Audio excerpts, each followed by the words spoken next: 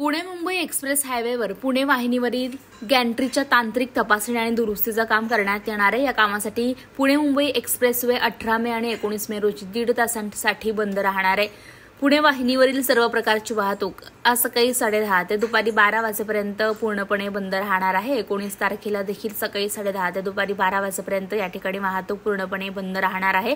वाहन चालकांनी याची खबरदारी घ्यावी आणि प्रवासाचं नियोजन करावं असं आवाहन 18 मे रोजी महाराष्ट्र राज्य रस्ते विकास महामंडळानं सकाळी 10:30 वाजता केलेलं आहे।